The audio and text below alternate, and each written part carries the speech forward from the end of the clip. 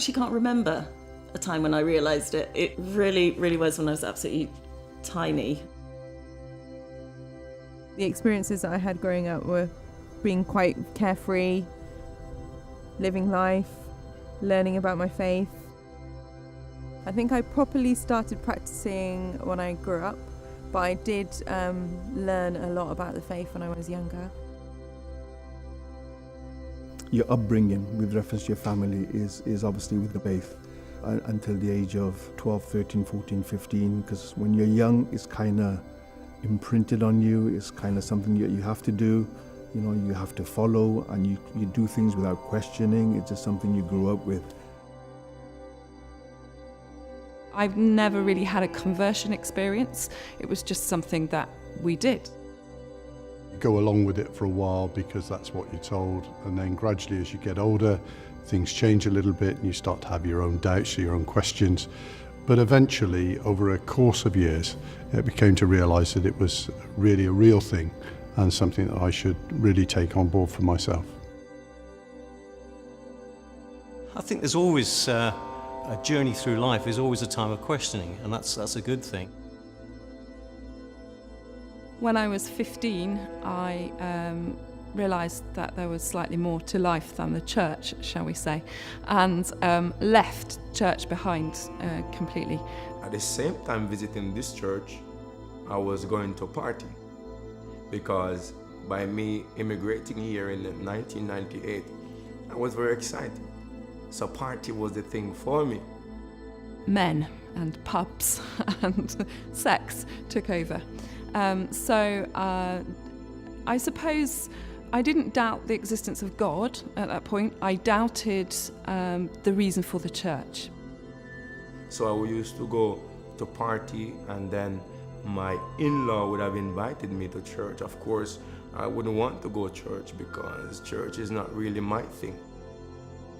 When I was 16, the penny dropped for me, and it all slotted into place and started to make sense as something important, something that needed to be taken more seriously than I had been in the past, that was actually really important for life. When I was growing up, I didn't really question any aspects of my faith, and I don't question any part of my faith now either. When you're growing up, you're not really adhering strongly. You know, you're ducking and diving, you're doing things, you're not doing things, you're practicing and you're not practicing, but when you're mature, from the age of maturity, a lot of the practices and the teachings, a lot of the teachings become mandatory. It becomes a must. No, it happens over a period of time. It wasn't something suddenly happened. Of course, going to the clubs, going out with my friends Monday to Monday. You go work, but you also want to go out Monday to Monday. You want to enjoy the UK every night.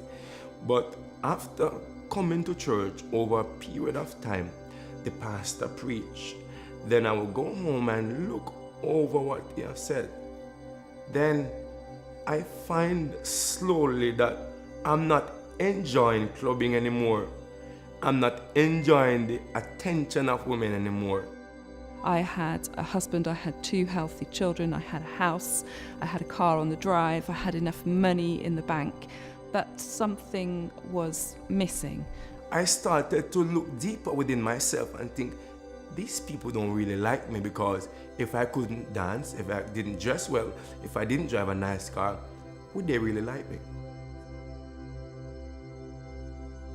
One of the parts of my life that were very formational for my faith was when my first marriage failed. I found myself in a bit of a mess, shall we say, sitting on the kitchen floor one night sobbing because everything had gone completely wrong. I suppose I sat on that kitchen floor and just wondered if he was still there, really. But I didn't have that depth of relationship with God at that point. After the age of 15 onwards, obviously you're a young man and a lot of different things in life have an impact on you. And I started assessing my own faith, differently.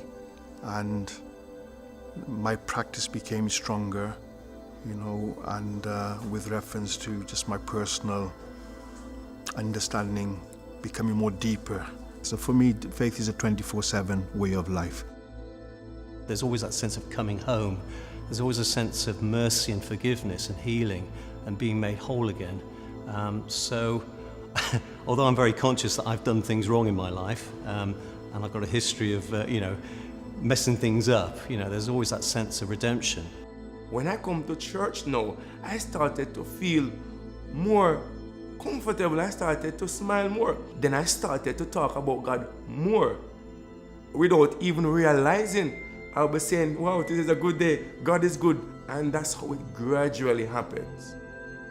For me, it's a very strong message of humanness and being together. And for me, a lot of the rituals or rules and regulations actually make a lot of sense. To some people, they probably don't, but to me, they do. So, yeah, I love my faith, actually. It's really, really, really important to me. For me, that what makes me as a person. My faith makes me.